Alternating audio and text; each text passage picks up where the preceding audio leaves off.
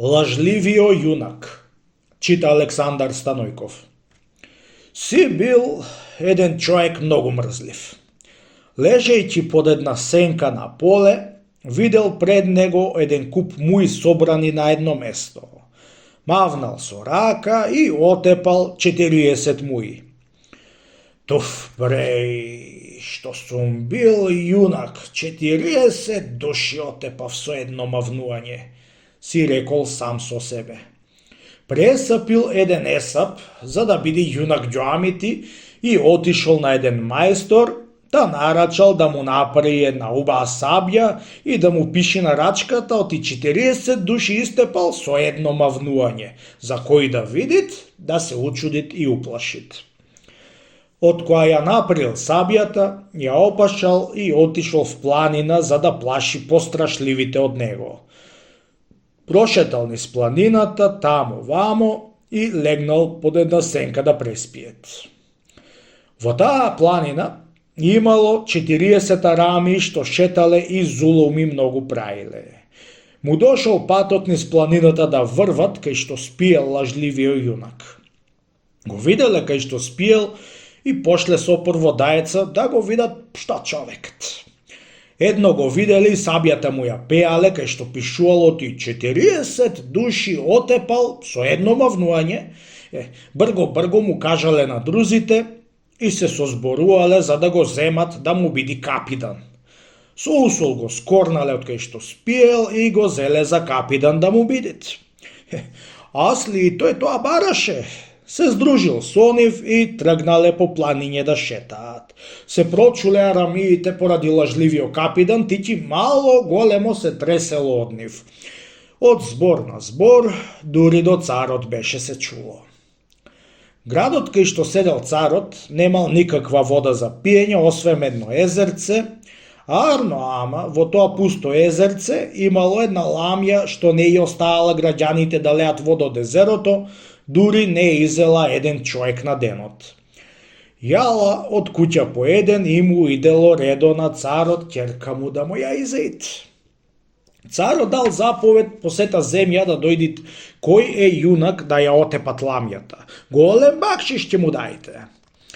На царот му кажале, оти имате еден капидан што тепал 40 мина со едно мавнување. И кога се научил царот за лажливиот капидан, пратил риџаџи за да го молат да дојде при царот со сета дружина да му ја избават од ламјата ќерка му. Остај, што ќе го прости со сета дружина, ами и ќе го стори зет и дружината ќе клаи сите на голем леп.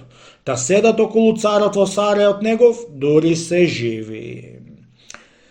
Кога го зеде капиданот тој Абер и кога се научи дружината оти царот и канит за голем леп да им дајт, сите со голем ќеф сакале да одат да ја отепат ламјата, ами оти сакаа да одат.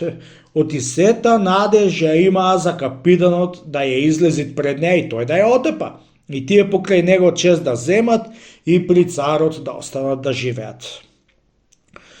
Кога виде капиданот, оти дружината сакаше да оди кај царот, да ја тепаат ламјата, при се што знаеше, оти него ќе го клаеја напред и тој кандиса да оди, чунти, ако не кандисаше, ќе му излезеше бојата на мегдан и ќе го сетеа отие лажлив капидан. На тоа згора, отидоа кај царот и отидоа кај езерцето да сторит тертип капидано како да ја отепат ламјата.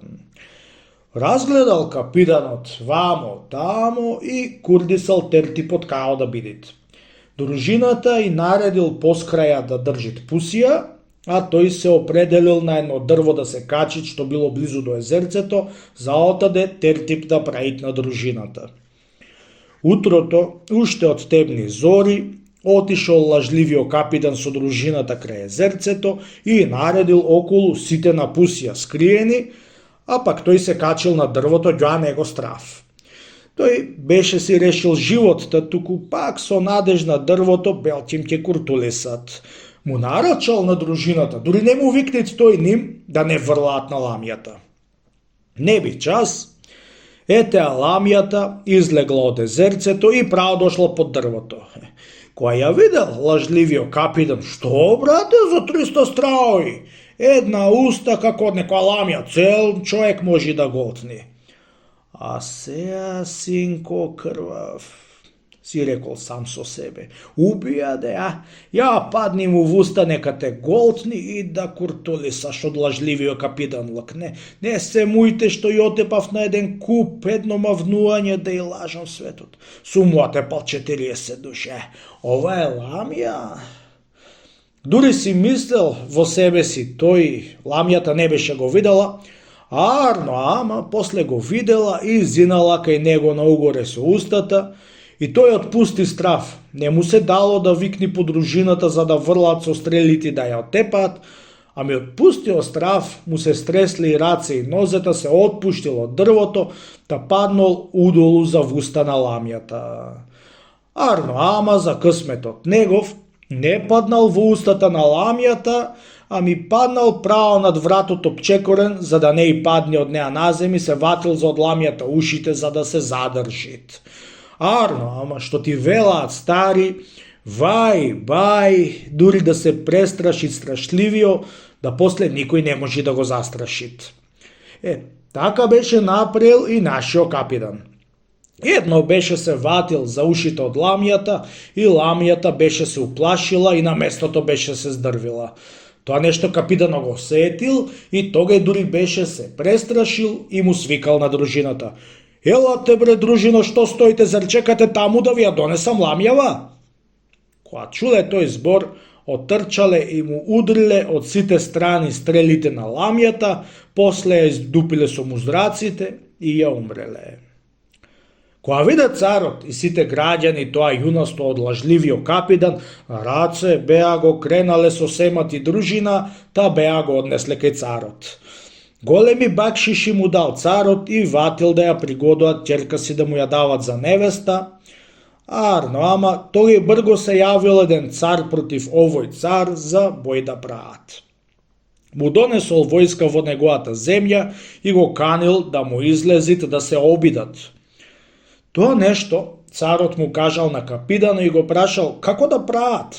Дали ќе може сам тој со дружината да појди и да го победи царот што му дошол со војската. На тој збор капитанот се наватил усул, сам ќе појдел и ќе го победел, само еден јунак конј да му дајт. Му дал конј царот и се обружал капитанот, та му отишол близу до војската. Гледал војска едно чудо и си пресапил еден маривет како да загине и да не се устрами. Нашол едно суо дрво и отишол до дрвото, да си врзал со едни пајвани рацете за дрвото, а пак нозете му биле клаени во железо уште од кај царот, че му рекол на царот да му и заклучи за да не слегуваат коњо, дури не ја истепат сета војска од царот што му дошол. Од која беше се врзал за дрвото, му удрил в мамузите на коњот за да побегне и да се растини тој веднаш и да умрит. Арно, ама наместо да се растини, се откорнало дрвото и му паднало на десното рамо. Тој боднал коњо право во војската. Кога видоа војската еден јунак да трчат каенив со едно цело дрво со сегранти и корење да и биет, трештија и избега и многу беа се истепале бегајќи.